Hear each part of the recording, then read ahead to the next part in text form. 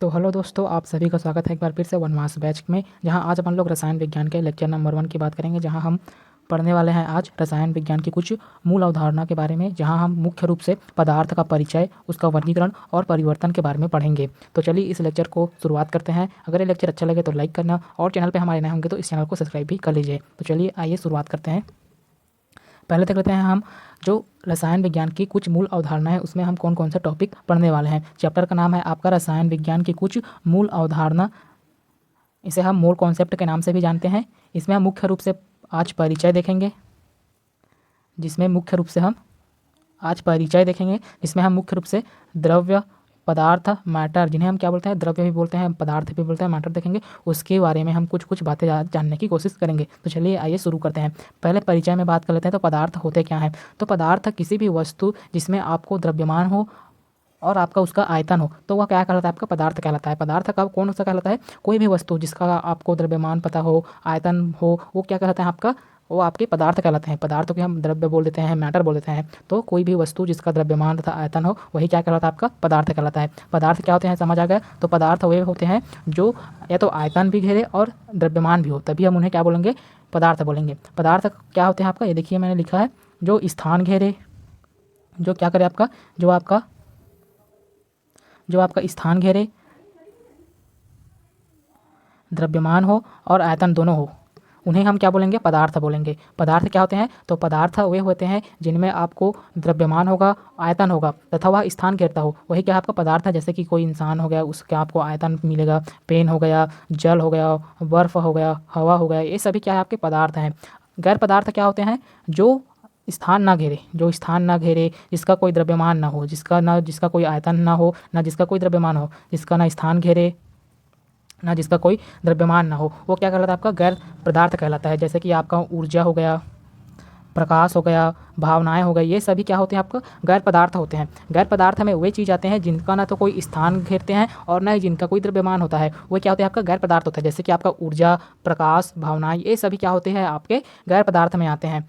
अब देखते हैं पदार्थ का वर्गीकरण में चलते हैं। तो पदार्थ का वर्गीकरण हम मुख्य रूप से 2 प्रकार से करते हैं। एक होता है हमारे पास भौतिक वर्गीकरण और एक होता है आपका रासायनिक वर्गीकरण। तो पहले देखते हैं आपका भौतिक वर्गीकरण। तो भौतिक वर्गीकरण में हम आयतन और आकार के रूप में पहले करते हैं। जो आपका भौतिक वर्गीकरण होता है, इसमें हम मुख्य रूप से आकार को देखते हैं और उसके आयतन को देखते हैं कि किस प्रकार का उसमें आयतन मिल रहा है और आकार कैसा है। मतलब कि आकार निश्चित है क्या, आकार अनिश्चित है क्या, आयतन निश्चित है क्या, आयतन अनिश्चित है। इस अनुसार से हम उन्हें अलग अलग कैटेगरीज में बांटे हैं। जैसे कि ठोस हो गया, इसमें हमने कैसे बांटे हैं, आपका ठोस हो गया, द्रव हो गया, गैस हो गया। यदि आकार आकार और आयतन दोनों निश्चित है, यहाँ पे क्या हो, अगर हमारे पास आयतन, आकार भी निश्चित है और आपका आयतन भी निश्चित है, तो हम उसे ठोस बोल देंगे। वही बात करें अगर द्रव, कब बोलेंगे, जब आपका आकार अनिश्चित हो जाए, आकार आपका अनिश्चित हो जाए और निश्चित आयतन हो, तब उन्हें हम द्रव्यमान बोल देते हैं। कहने का क्या है कि अगर कोई पदार्थ जिनमें हमें आयतन तो निश्चित है लेकिन उसका आकार अनिश्चित है, तब उन्हें क्या बोल देते हैं, द्रव बोल देते हैं। वैसे ही अगर दोनों अनिश्चित हो जाए, मतलब उसका ना तो आयतन निश्चित हो ना आकार निश्चित हो, तब हमें गैस बोल देते हैं।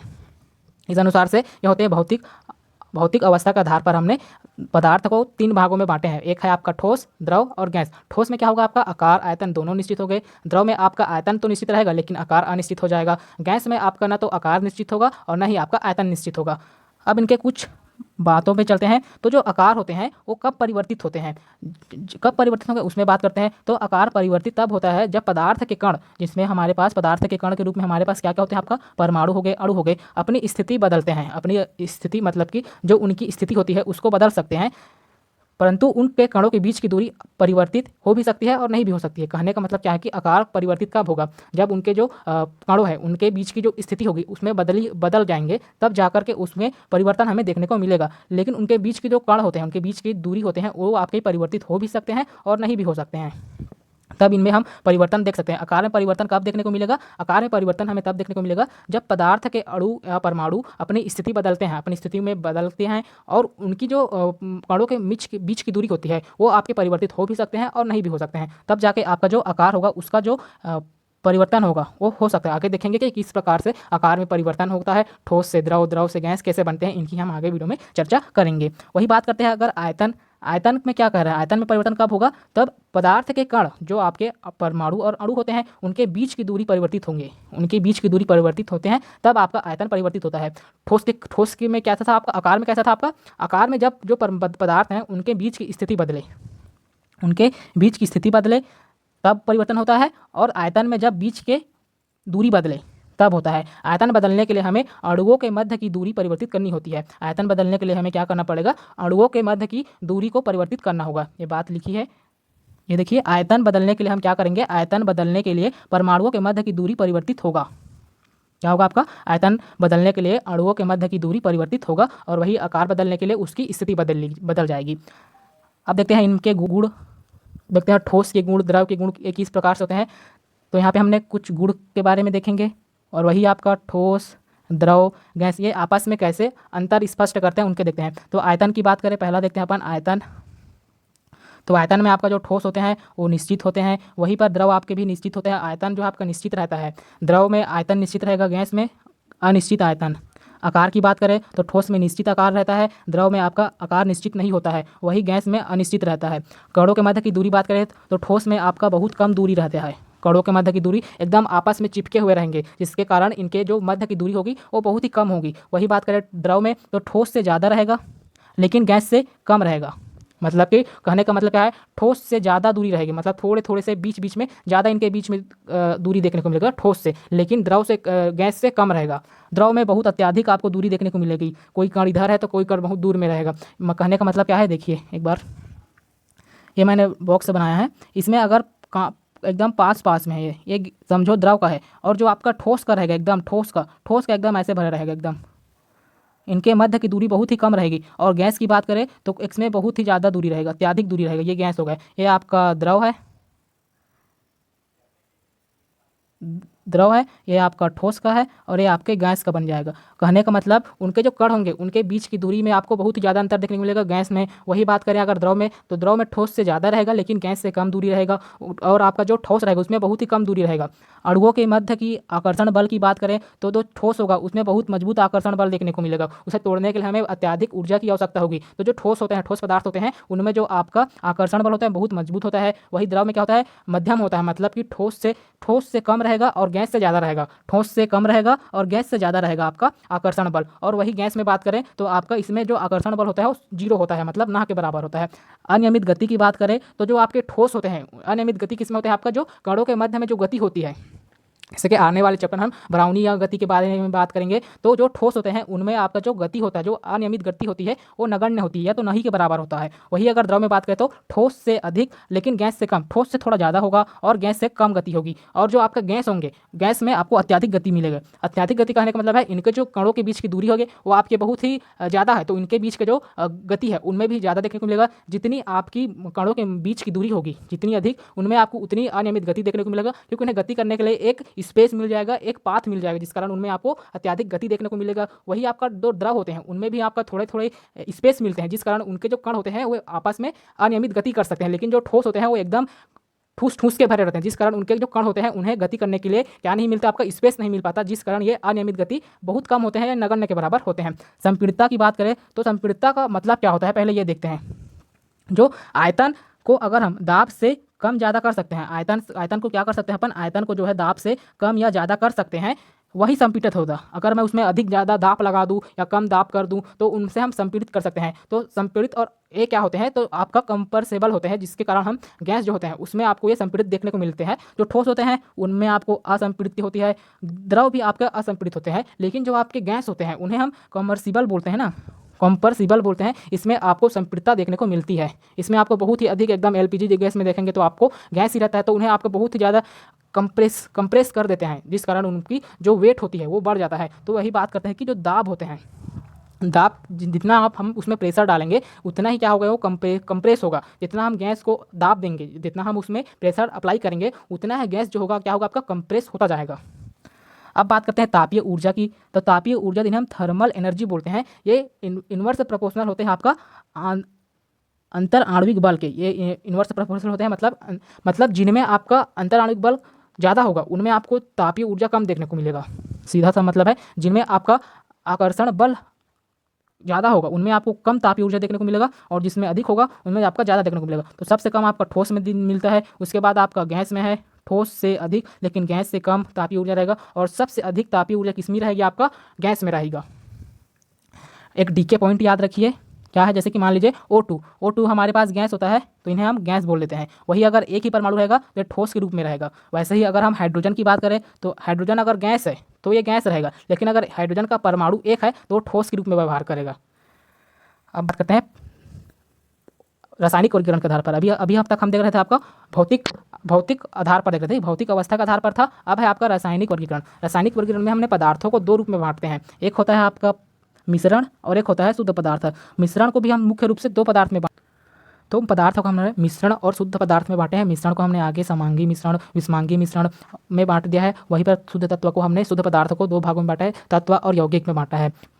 तो हमने क्या किया है, जो मिश्रण है उन्हें हमने और मुख्य रूप से समांगी मिश्रण, विषमांगी मिश्रण, वही बात करें आपका शुद्ध पदार्थ को तत्व और यौगिक में हमने बांट दिया है। तो अब देखते हैं जो पदार्थ होते हैं उन्हें हमने कैसे किया है। पदार्थ को मुख्य रूप से हमने दो भागों में बांटा, एक है मिश्रण और एक है आपका शुद्ध पदार्थ। मिश्रण में आपका मुख्य रूप से दो हो गया है, आपका एक हो गया आपका समांगी मिश्रण और एक हो गया आपका विषमांगी मिश्रण। वही बात करें शुद्ध पदार्थ में तत्व और यौगिक आ गए।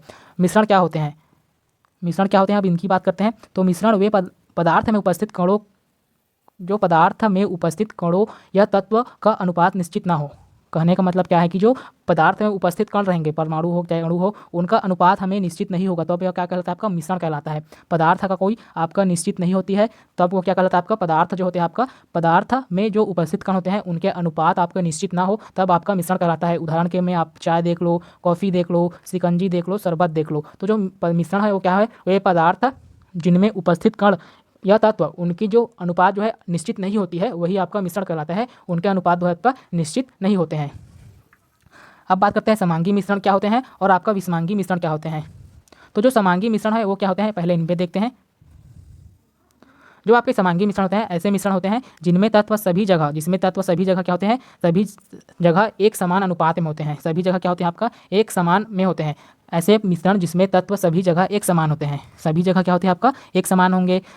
समान अंगी, इनका अगर भाव अनुवाद देखें तो समान अंगी होता है, मतलब सभी जगह क्या होंगे, हमारे पास जो मिश्रण होंगे उसमें सभी पदार्थ आपके एक समान अनुपात में होंगे। सभी पदार्थ एक समान सभी जगह पर, चाहे वो कोई पात्र हो गया, मान लीजिए ये कोई पात्र है, इसमें आपका मैंने चीनी डाल दिया और आपका नमक डाल दिया। मान लीजिए सपोज़ कीजिए मैंने चीनी डाला, नमक डाला, और ऐसे ही मैंने एक और कंटेनर लिया, इसमें मैंने चीनी डाला और जल डाला।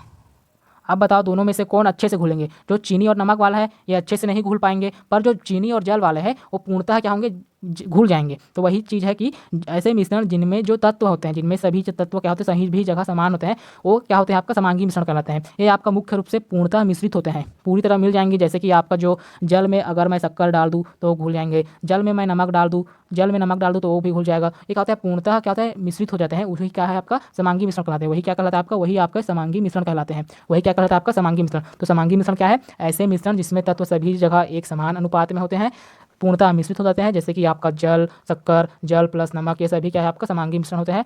अब बात करते हैं दो या दो से अधिक पदार्थों का समांगी मिश्रण।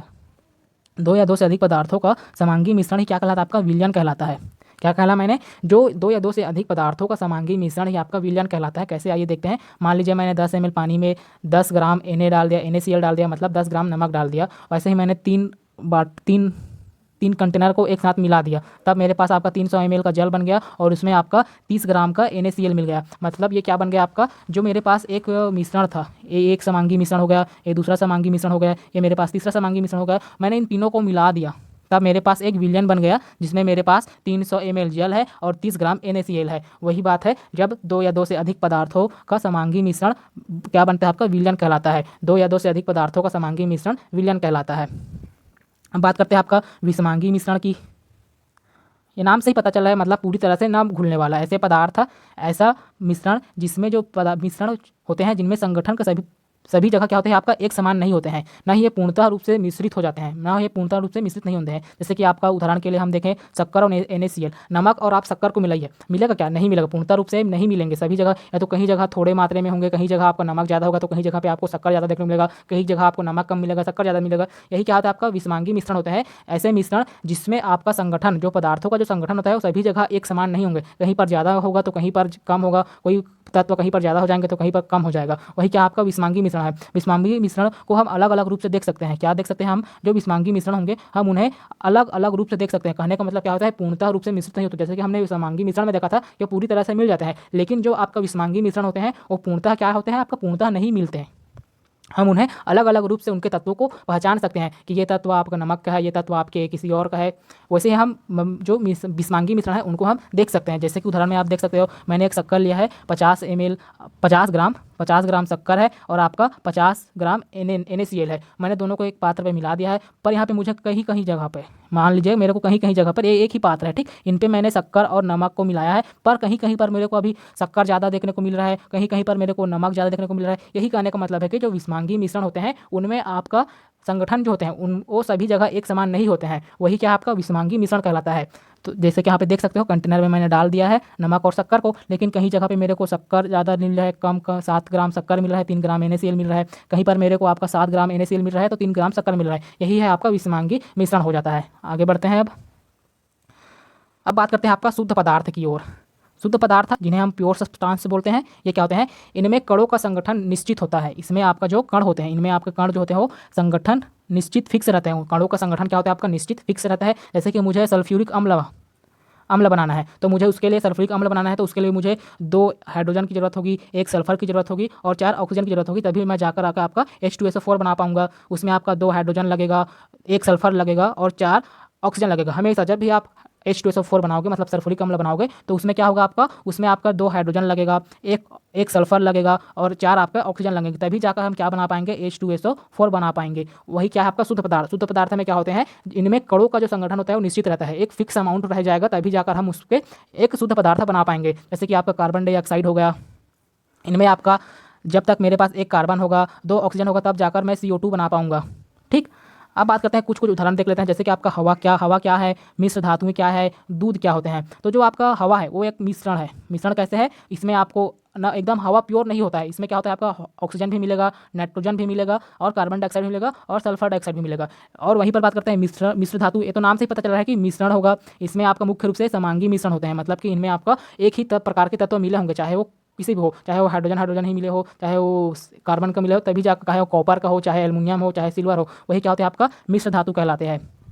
वही बात करें दूध क्या है, तो दूध भी आपका मिश्रण है। दूध में हमारे पास जो है वसा होता है, प्रोटीन होता है, मुख्य रूप से खनिज होते हैं, जैसे कि कैल्शियम होता है, केसिन प्रोटीन होता है और क्या क्या होता है। तो ये क्या होता है, दूध भी एक प्रकार का क्या है आपका मिश्रण है। आप इस प्रकार से उन्हें अलग अलग बांट सकते हैं कि कौन मिश्रण में आएगा, कौन शुद्ध पदार्थ में आएगा। बस आपको एक बेसिक नॉलेज रहना चाहिए कि कौन मिश्रण है और कौन आपका शुद्ध पदार्थ है। मिश्रण में आपका 2 टाइप याद रखना, समांगी है, एक है विषमांगी। समांगी जो होगा उसमें पूर्ण रूप से मिल जाएगा, विषमांगी में आपका पूर्ण रूप से नहीं मिलेगा। प्योर सब्सटेंस की बात करें तो इनमें आपका एक ही तत्व, इनमें आपका निश्चित अनुपात रहेगा। इनमें क्या रहेगा आपका एक निश्चित अनुपात रहेगा, फिक्स अमाउंट में आपको तत्व को जो है आपका बंधा रहेगा कि जब तक आपका 2 हाइड्रोजन मिलेगा, 1 सल्फर मिलेगा और 4 ऑक्सीजन मिलेगा, तभी जाकर हमारे पास आपका जो है सल्फ्यूरिक अम्ल हम बना पाएंगे। वही क्या है आपका शुद्ध पदार्थ होते हैं जिनमें कणों का संगठन निश्चित होता है। आगे बढ़ते हैं, तत्व की बात करते हैं। अब जो है आपका जो शुद्ध पदार्थ है उन्हें हमने 2 टाइप से बांटे, एक होता है आपका तत्व और एक होता है यौगिक। तो तत्व क्या कहता है, एलिमेंट जिन्हें बोलते हैं, वे शुद्ध पदार्थ जिनमें आपका केवल एक ही प्रकार के, जिनमें क्या होता है केवल एक ही प्रकार के परमाणु उपस्थित हो, उनमें केवल हमारे पास क्या होगा, वे शुद्ध पदार्थ होंगे जिनमें हमारे पास केवल एक ही प्रकार के परमाणु उपस्थित होते हैं। इन परमाणुओं की संख्या आपका 1 या 1 से अधिक हो सकता है, 1 या 1 से अधिक हो सकता है, लेकिन उनमें केवल एक ही प्रकार के पड़ होगा, चाहे वो NN हो, चाहे वो आपका O हो, चाहे HH हो, जैसे कि आपका H2 हो गया, N2 हो गया, O2 हो गया। ये सभी क्या होते हैं आपका तत्व कहलाते हैं। तत्व में आपको एक ही प्रकार के आपके तत्व होने चाहिए, एक ही प्रकार का आपको परमाणु होने चाहिए, जैसे कि आपका hydrogen, lithium, boron, carbon, nitrogen, phosphorus, ये सभी आपके एक ही टाइप के होने चाहिए, मतलब एक ही तत्व हो। उदाहरण की बात करें अगर, देखिए उदाहरण की बात करते हैं तो इनमें एक ही तत्व परमाणु हो, एक ही तत्व के परमाणु हो, जैसे कि आपका हाइड्रोजन हो गया, हीलियम हो गया, नाइट्रोजन हो गया, सोडियम हो गया, मैग्नीशियम हो गया, ये सभी एक ही तत्व के हैं। वैसे ही अगर एक से अधिक तत्व की मैं बात करें तो H2 हो गया, O2 हो गया, N2 हो गया, Cl2 हो गया, ये सभी क्या है आपके तत्व है, चाहे वो इसमें एक ही है। मतलब कहने का मतलब क्या है, इनमें आपका एक हाइड्रोजन है, इसमें एक हीलियम है, एक नाइट्रोजन है, एक सोडियम है, एक मैग्नीशियम है। इसमें आपका दो है, एक हाइड्रोजन है, मतलब हाइड्रोजन है, ओ है, एन है। मतलब कि इनमें देखो आप एक ही तत्व है ना, एक ही तत्व है, बस उनकी संख्या में क्या है, बस बदलाव है, पर हमारे पास केवल एक ही तत्व है। क्या है, एक ही प्रकार के तत्व मौजूद है, तो क्या कहलाएगा, आपका तत्व कहलाएगा। ठीक, अब बात करते हैं आपका यौगिक की, बात करते हैं, कंपाउंड जिसे बोल देते हैं। यौगिक में एक या एक से अधिक प्रकार के, इसमें आपका एक से अधिक प्रकार के परमाणु निश्चित अनुपात में उपस्थित होते हैं। एक से अधिक प्रकार के परमाणु एक निश्चित अनुपात में होते हैं, तब जाकर हम उन्हें यौगिक बोलते हैं। यौगिक में क्या होगा, आपका एक से अधिक प्रकार के परमाणु एक निश्चित अनुपात में उपस्थित रहते हैं, जैसे कि आपका H2O, H3PO4, ये सभी क्या होते हैं आपका, इनमें एक फिक्स अमाउंट में आपका जो तत्व होते हैं वो अरेंज रहते हैं। जैसे कि आपका जब तक मेरे पास दो हाइड्रोजन होगा, एक OH रहेगा, तब मैं जाकर जल बना पाऊंगा। वैसे ही मेरे पास अगर 3 हाइड्रोजन होंगे, एक फॉस्फोरस होगा और 4 ऑक्सीजन होंगे, तब जाकर मैं H3PO4 बना पाऊंगा। तभी ये क्या कहलाएंगे, आपका यौगिक कहलाएंगे। इसके उदाहरण देख लो आप, ये सभी इनके यौगिक के उदाहरण हो जाएंगे। आगे बढ़ते हैं अपन। अब बात करें आपकी परमाणुकता, जिन्हें हम एटॉमिसिटी बोलते हैं। किसी भी यौगिक या अणु में उपस्थित परमाणुओं की कुल संख्या, किसी भी अणु या यौगिक में उपस्थित कुल परमाणुओं की संख्या उस यौगिक या अणु की क्या कहलाती है, आपका परमाणुकता कहलाती है। क्या कहा मैंने, परमाणुकता क्या होती है, एटॉमिसिटी क्या होती है, तो किसी भी यौगिक या अणु में उपस्थित परमाणुओं की कुल संख्या उस अणु या यौगिक की परमाणुकता कहलाती है। कैसे कहलाती है, जैसे कि मेरे पास यहाँ पे मान लीजिए जल है, H2O है, तो इसमें आपका परमाणुकता कितनी होगी, आपका तीन परमाणु से बने हैं, मतलब 2 हाइड्रोजन है और एक ऑक्सीजन से बना है। इसमें क्या है, आपका 1-2 हाइड्रोजन है और एक ऑक्सीजन है, तब जाकर H2O बना है, तो इसकी परमाणुकता कितना हो जाएगा, आपका 3 हो जाएगा। वैसे ही H2SO4 में बात करूँ तो 2 हाइड्रोजन है, एक सल्फर है और 4 ऑक्सीजन है, तो कुल परमाणुकता कितनी हो जाएगी, इसकी 7 हो जाएगी। वैसे ही आपका जो ग्लूकोज है C6H12O6 है, इसमें आपका 6 कार्बन है, तो 12 हाइड्रोजन है और 6 ऑक्सीजन है, इनकी कुल परमाणुकता कितनी हो गई, आपका 24 हो गया। वैसे ही आप परमाणुकता निकाल सकते हो। तो जो परमाणुकता या जिन्हें हम एटॉमिसिटी बोलते हैं, वो किसी भी यौगिक या अणु में उपस्थित परमाणुओं की कुल संख्या को बताता है। परमाणुओं की कुल संख्या ही क्या है, आपका परमाणुकता कहलाती है। आप इनको निकाल सकते हैं, ये आपकी कुछ होमवर्क में देते हैं, इन्हें आप बना के देखिए।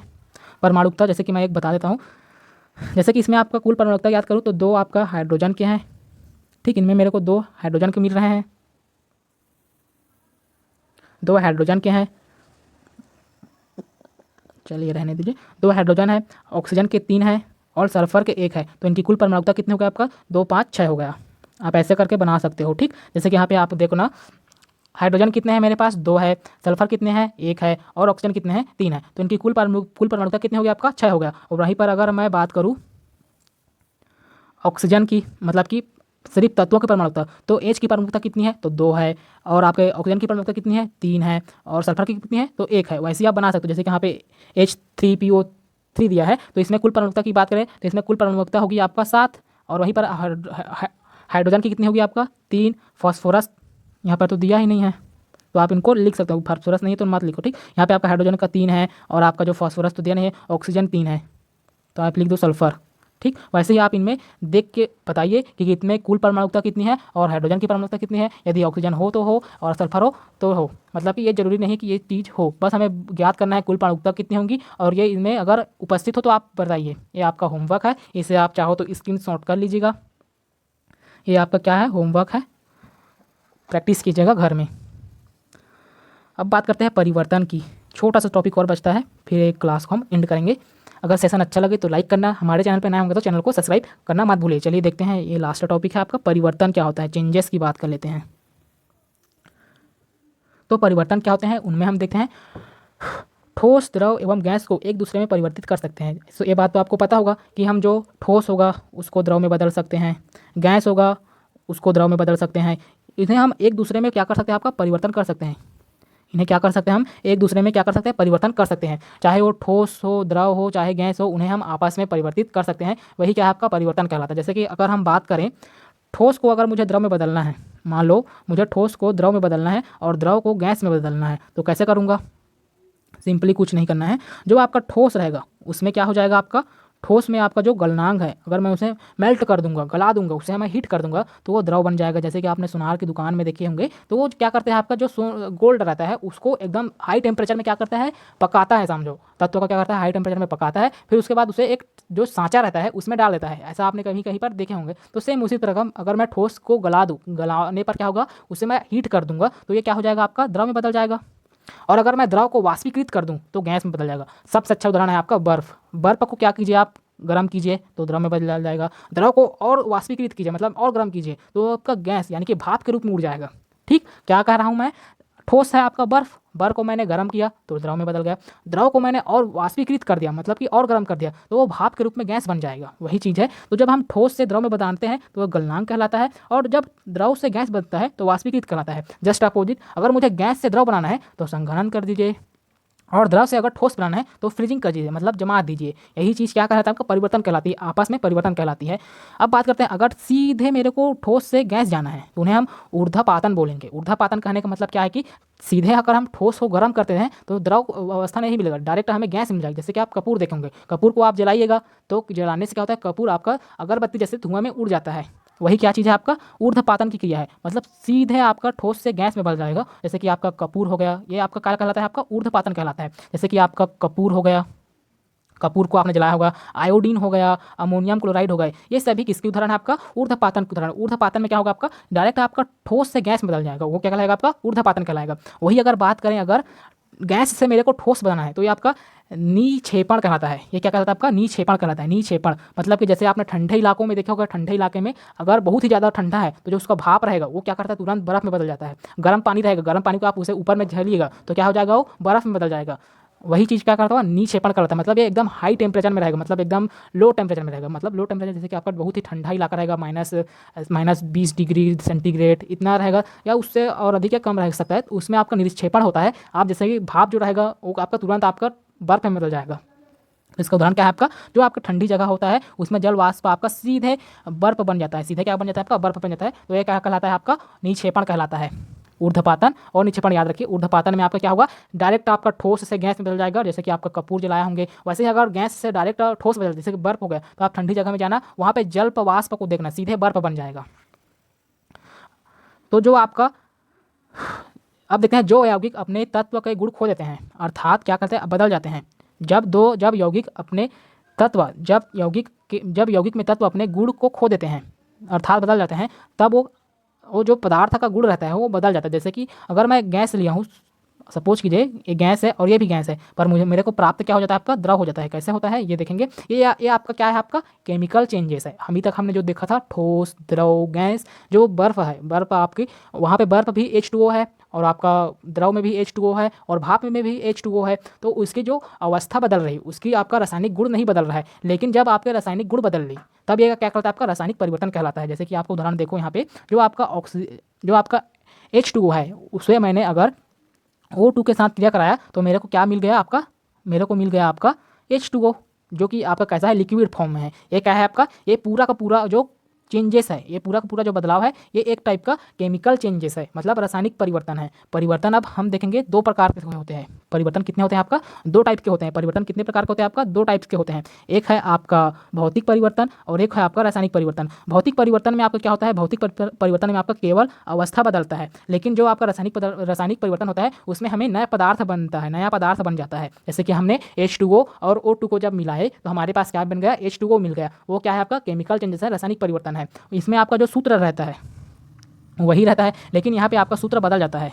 जैसे कि वहाँ पर H2O था तो यहाँ पर आपका H2 से O2 था, तो वो क्या बन गया, आपका H2O बन गया। लेकिन जो भौतिक परिवर्तन होता है, जैसे कि बर्फ़ है, बर्फ़ को मैंने गर्म किया तब पानी भी बना, तो पानी भी क्या है, H2O ही है, और बर्फ़ भी क्या है, आपका H2 है। तो वहाँ पर जो आपका सूत्र है वो वही रहा, बदला नहीं।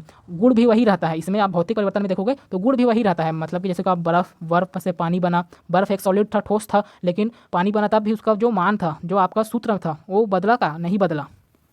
वो क्या क्या हुआ, वो O2 था तो वो H2O है। H2 यहाँ पे भी है, यहाँ पे भी H2 है, और यहाँ पे भी है। चाहे वो भाप बन जाए, चाहे वो कुछ भी हो जाए, वो क्या है, आपका उसका जो सूत्र है वो बदल नहीं रहा है। लेकिन जो आपका रासायनिक परिवर्तन होता है, जो आपका रासायनिक परिवर्तन है, उसमें गुण जो है पूरी तरह से बदल जाता है। जैसे कि आपका गैस था, ये भी आपका गैस था, लेकिन जो हमारे पास फाइनल प्रोडक्ट बना वो क्या है, आपका द्रव में है। तो जो आपके अभिकारक होते हैं वो क्रिया करके ऐसे गुण बना लेते हैं जिससे आपको जो पुराने जो अभिकारक होते हैं उनके गुण से भिन्न हो जाते हैं। वो क्या कहलाता है, आपका रासायनिक परिवर्तन कहलाता है। ऐसा सभी में हो ऐसा जरूरी नहीं है, लेकिन जो आपका परिवर्तन होते हैं वो किस टाइप होते हैं, आपका रासायनिक परिवर्तन होते हैं। ये बात याद रखिए। तो चलिए मिलते हैं ऐसे ही और वीडियो के साथ। आज का वीडियो यहीं तक रखते हैं। अगर इससे ऐसा अच्छा लगे तो लाइक करना, और चैनल पे हमारे नए होंगे तो चैनल को सब्सक्राइब कर लीजिए। चलिए मिलते हैं नेक्स्ट क्लास में, तब तक पढ़ते रहिए, मुस्कुराते रहिए। Okay bye, take care.